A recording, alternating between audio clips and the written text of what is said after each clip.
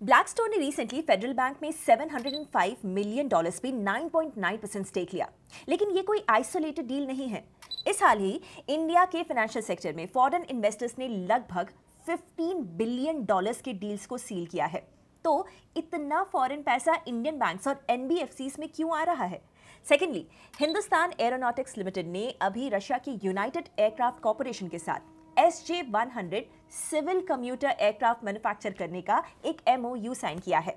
Will this be the first step towards India making its full-fledged passenger aircraft? Thirdly, Amazon, the world's largest e-commerce and cloud giant, is about to take one of the biggest HR calls in its history. Nearly 30,000 corporate jobs cut हो रहे हैं in what is being called Amazon's biggest layoff ever. So what is going on and why Indian investors should pay attention to this? Hi everyone, मैं हूँ Gauri and these are the 3 stories that we are going to cover in this video.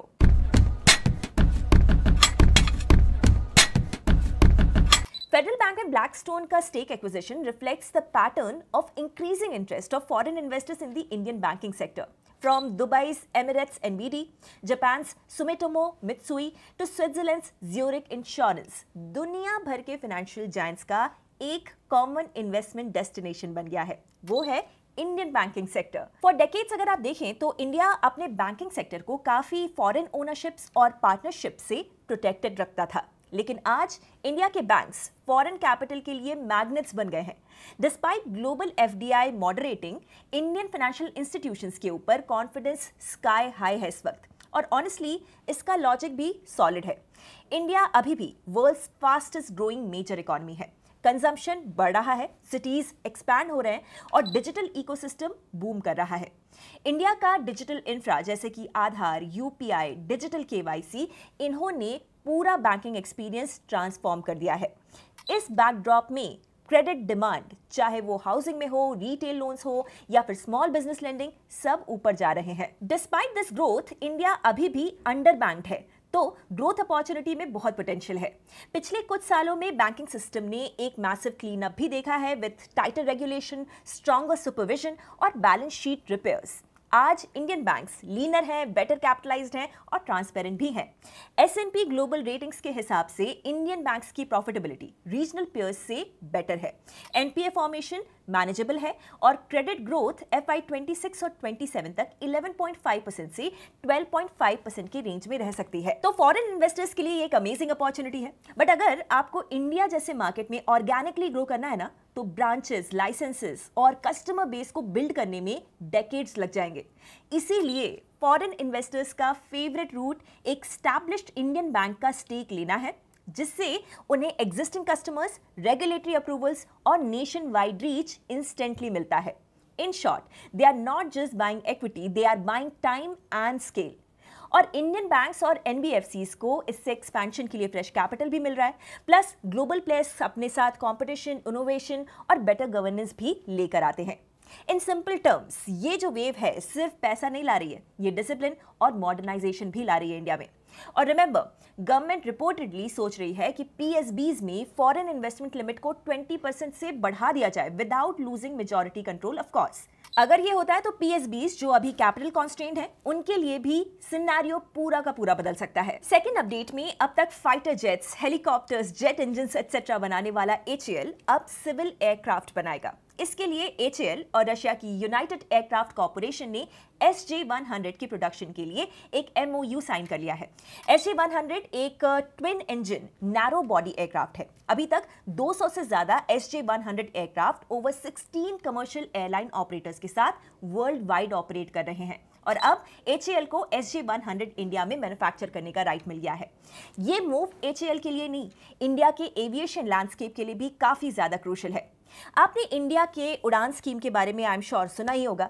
छोटे cities, Tier 2 और Tier 3 towns जहां अभी भी direct air connectivity limited है, वहां SJ-100 जैसे एयरक्राफ्ट से रीजनल कनेक्टिविटी एक्सप्लोर कर सकती है। But here is the elephant in the room, जिसका जिक्र मैंने स्टार्ट में ही किया था।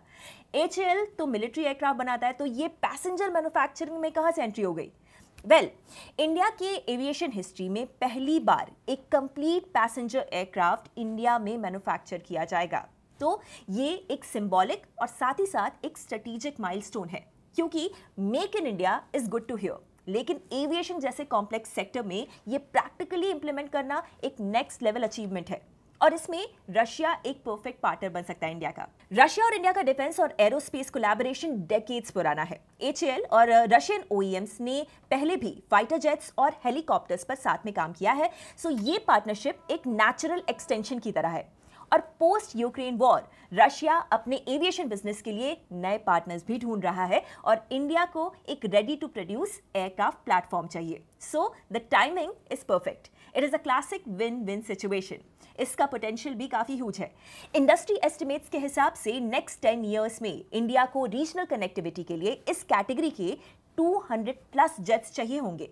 और अगर हम इंडियन ओशन रीजन के नियर बाय टूरिस्ट डेस्टिनेशंस को भी इसमें जोड़ दें, for example Sri Lanka, Maldives, Seychelles, तो एडिशनल 350 एयरक्राफ्ट की डिमांड हो सकती है। यानी कि अगर HAL इस प्रोजेक्ट को सक्सेसफुल बना लेता है तो सिर्फ डोमेस्टिक नहीं, रीजनल एक्सपोर्ट्स का भी मैसिव स्कोप है यहाँ पर। डोमेस्टिकली ये एयरक्राफ्ट इंडियन एयरलाइंस को तो सेल हो ही सकते हैं, लेकिन नेबरिंग कंट्रीज में भी ये एक्सपोर्ट हो सकते हैं। आज इंडिया वैसे भी दुनिया का सबसे तेजी से ग्रो करता हुआ एविएशन मार्केट्स में से एक है। एवरी फ्यू इयर्स में एयर ट्रैफिक इंडिया में डबल हो रहा है और एयरलाइंस कंटिन्यूअसली फ्लीट को एक्सपैंड कर रहे हैं, लेकिन अभी तक हम लोग बोइंग, एयरबस, एम्ब्रेयर जैसे एयरक्राफ्ट को इंपोर्ट करते आए हैं। सो अगर HAL इस मैन्युफैक्चरिंग इकोसिस्टम को एस्टैब्लिश कर लेता है तो इंडिया एक एयरक्राफ्ट बिल्डिंग नेशन बनने की डायरेक्शन में मूव करेगा। तो ये सिर्फ एक MOU नहीं है, ये एक इंडिया के एविएशन जर्नी का स्ट्रेटेजिक इन्फ्लेक्शन पॉइंट है। तीसरे अपडेट में Amazon में across business units, AWS, devices, operations, HR सब जगह पर जॉब्स कट हो रहे हैं। Basically almost 10% of its 3.5 lakh corporate workforce is being let go. Amazon अब एक do more with less mode में है, with fewer layers, more accountability and AI-led efficiency. Company ने hundreds of processes को चेंज कर दिया है और काफी मिडिल मैनेजमेंट रोल्स को एलिमिनेट कर दिया गया है। So this isn't cost saving, it is a structural reset.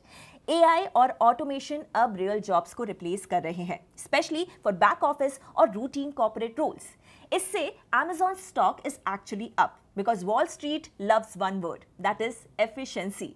Investors को ये लगता है कि ये जो ले ऑफ्स हो रहे हैं Amazon में, वो शॉर्ट टर्म पेन के बदले लॉन्ग टर्म गेन को लेकर आएंगे with better margins, leaner cost structure और स्ट्रॉन्गर प्रॉफिटेबिलिटी।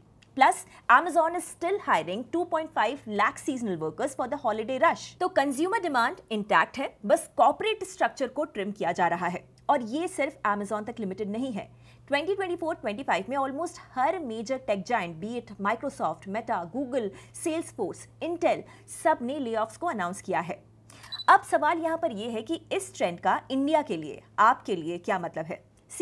ये ले ऑफ्स Amazon के ग्लोबल कॉर्पोरेट रूल्स में हो रहे हैं, नॉट इन इंडिया ऑपरेशंस। तो इंडिया के रिटेल या लॉजिस्टिक्स बिजनेस पे इमीडिएट इंपैक्ट नहीं होने वाला।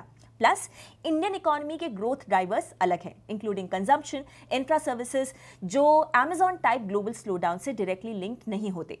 But there are some indirect and deeper impact here. Indian IT और outsourcing companies like TCS, Infosys, Wipro, global tech giants पे, क्लाइंट्स पे काफी ज्यादा डिपेंड करते हैं। तो जब Amazon जैसी कंपनी अपने कॉर्पोरेट रोल्स को कट करती है तो इंडियन टेक कंपनीज में भी सेंटिमेंट लेवल कॉशन ट्रिगर हो सकता है। Amazon के ले ऑफ्स एक और बात को इंडिकेट करते हैं कि ecommerce growth post pandemic normalise हो गई है। इंडिया के कंज्यूमर टेक स्टार्टअप्स जैसे कि नायका, जोमैटो, पेटीएम, फ्लिपकार्ट, उनके लिए ये एक सिग्नल है कि ग्रोथ प्रोजेक्शंस अब रियलिस्टिक होंगे। बूम ईयर्स आर ओवर, अब बैलेंस शीट डिसिप्लिन का टाइम है। और इस ले ऑफ से Amazon हाइपर ग्रोथ को टारगेट नहीं कर रहा है, स्मार्ट ग्रोथ पे फोकस कर रहा है। यह भी दिखाता है कि पूरे कॉर्पोरेट वर्ल्ड के लिए, इंक्लूडिंग इंडिया, कॉस्ट स्ट्रक्चर्स लीन और फ्यूचर रेडी बनाए जा रहे हैं। So these were the 3 stories we covered today. Foreign investors अब इंडिया के फाइनेंशियल सिस्टम पर लॉन्ग टर्म स्ट्रेटेजिक बेट्स लगा रहे हैं। This is to participate in the growth of one of the world's most digitally connected, fastest growing economies. और Indian banks के लिए ये अगला ग्रोथ लीप लेने का चांस है। सेकेंडली, HAL की एयरक्राफ्ट मैन्युफैक्चरिंग का MOU एक सिंबॉलिक हैंडशेक से कहीं ज्यादा है। It is about reclaiming India's spot in civil aviation manufacturing race. Short haul routes के लिए SJ-100 जैसे एयरक्राफ्ट ना सिर्फ इंडिया के रीजनल स्काइज को कनेक्ट करेंगे, बल्कि एक made in India aviation ecosystem की फाउंडेशन को भी रखेंगे। एंड फाइनली, Amazon का ये 30,000 जॉब ले ऑफ एक वार्निंग भी है और एक प्लेबुक भी। वार्निंग ये है कि AI और ऑटोमेशन अब व्हाइट कॉलर जॉब्स के लिए रियल हेडविंड्स क्रिएट कर रहे हैं, और प्लेबुक यहाँ पर ये है कि ग्लोबल कंपनीज अब सर्वाइवल नहीं, सस्टेनेबल एफिशिएंसी पे बेट कर रही हैं।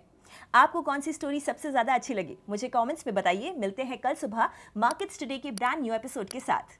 Investment in securities market are subject to market risks. Read all the related documents carefully before investing.